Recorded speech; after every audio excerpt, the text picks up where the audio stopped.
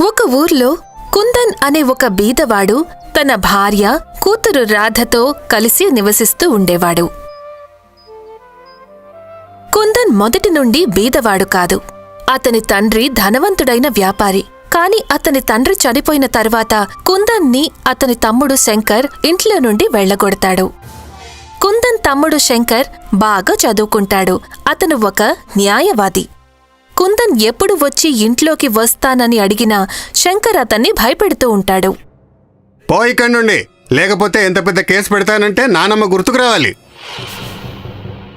ఎప్పటిలాగానే కుందన్ ఈసారి కూడా నిరాశతో ఇంటికి తిరిగి వస్తాడు. ఎందుకు మీరు రోజూ ఆ శంకర్ దగ్గరికి వెళ్లి అతని చేత తిట్లు తిని ఇంటికొస్తారు? అతను మనల్ని ఎప్పటికీ ఇంట్లోకి రానివ్వడు. తీవ్రమైన చలిలో కుందన్ ఉదయమే లేచి కట్టెలు కొట్టడానికి అడవికి వెళ్లేవాడు. అతని ఆరోగ్యం రోజురోజుకి క్షీణించడం మొదలవుతుంది. చివరికి ఒకరోజు అతను ఈ లోకం నుండి వెళ్లిపోతాడు. కుందన్ బీదరికం అతని ప్రాణాలను బలి తీసుకుంది.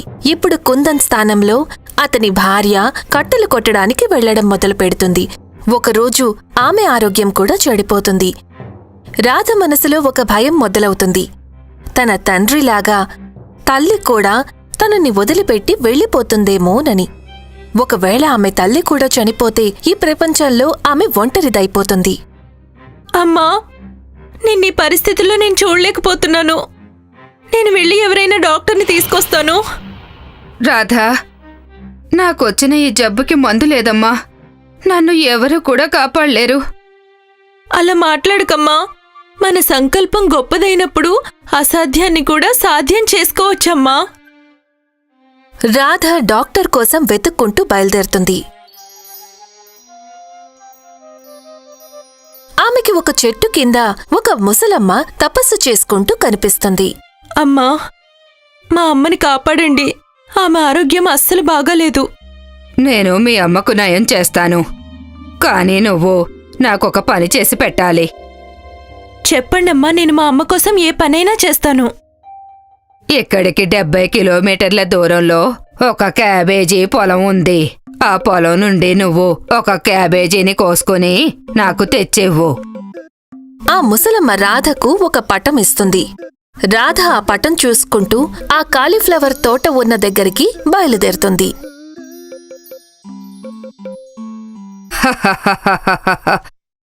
ఈ అమ్మాయి ఎంత వెర్రిది, పిచ్చిది. ఈమెకేం తెలుసు అసలు?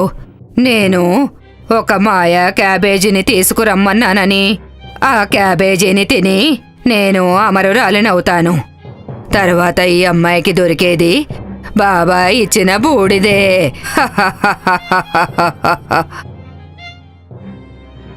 రాధ ఆ తోటని వెతుక్కుంటూ ముందుకు వెళ్తుంది.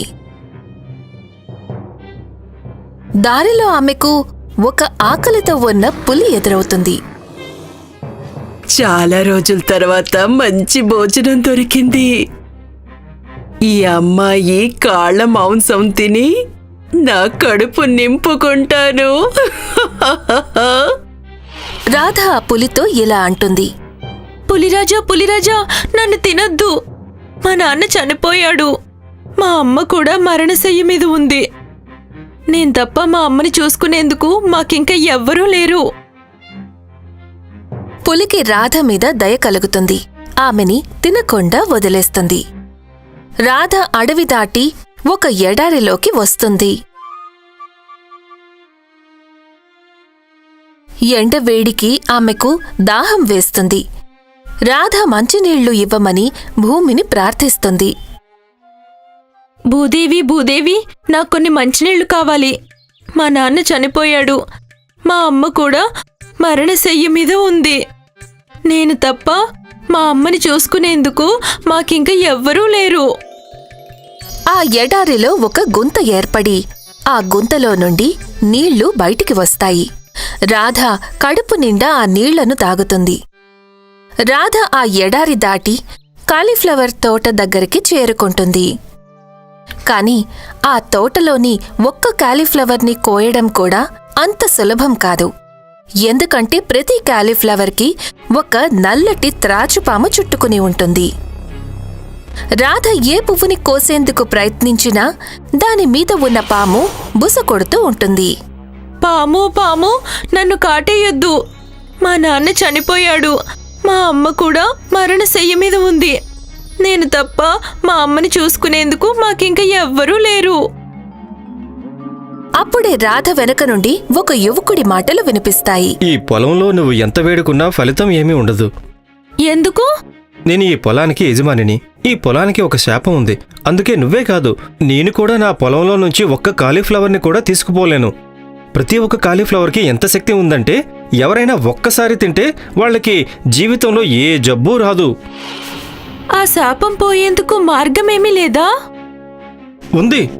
నా పెళ్లి ఎవరైనా ఒకే చెయ్యి ఉన్న అమ్మాయితో జరిగితే గనక ఈ పొలానికి శాప విమోచనం అవుతుంది.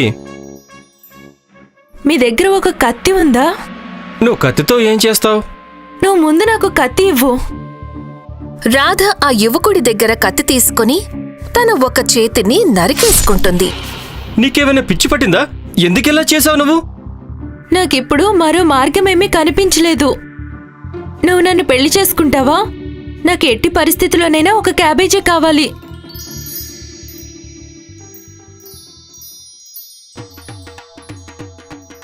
ఆ యువకుడు రాధను పెళ్లి చేసుకుంటాడు. తర్వాత కాలీఫ్లవర్లను చుట్టుకున్న పాములన్నీ మాయమైపోతాయి.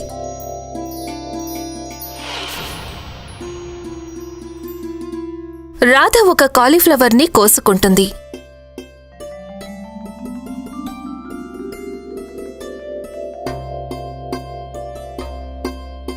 రాధ తన భర్తతో కలిసి కాలీఫ్లవర్ తీసుకుని అడవిలో చెట్టు కింద కూర్చుని ఉన్న ముసలమ్మ దగ్గరికి వస్తుంది. రాధ కాలీఫ్లవర్ని ముసలమ్మ చేతిలో పెడుతుంది. ఇక వెళ్ళిపో నువ్వు. నేను ఈ క్యాబేజీ తిని అమరురాలినవుతాను. నాకు ఇక ఏ రకమైన జబ్బులు వచ్చే అవకాశమే లేదు. ఏంటి మీరు మాట్లాడేది? మీరు నాతో చెప్పారు కదా మా అమ్మ ఆరోగ్యం బాగు చేస్తానని. నువ్వెంత అమాయకురాలివి. నేను చెప్పానని నువ్వు నన్ను నమ్మి వెడతావా? రాధ భర్త మెల్లగా వెనక నుండి వెళ్లి ఆమె చేతిలోని కాలీఫ్లవర్ని లాక్కుని రాధ వైపు విసురుతాడు. రాధా, నువ్వు ఆ పువ్వుని తీసుకుని మీ అమ్మ దగ్గరికి వెళ్ళు. ఈ ముసలమ్మ సంగతి నేను చూసుకుంటాను. రాధ కాలీఫ్లవర్ని తీసుకుని తన ఇంటి వైపు పరుగు తీస్తుంది.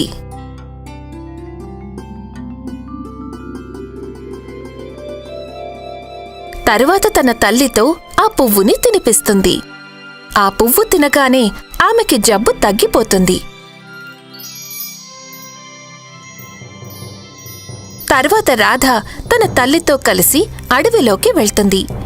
ఆ ముసలమ్మ కత్తితో యువకుడి కడుపులో పొడవబోతూ ఉండగా రాధ ఆమె తల్లి కలిసి ఆ ముసలమ్మ చేతిని పట్టుకుని ఒక చెట్టుకి తాడుతో కట్టేస్తారు. ఈ ముసలమ్మని మనం చంపేయాల్సిందే.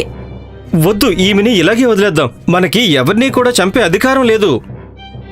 రాధ తన భర్త తల్లితో కలిసి ఇంటికి వెళ్ళిపోతారు.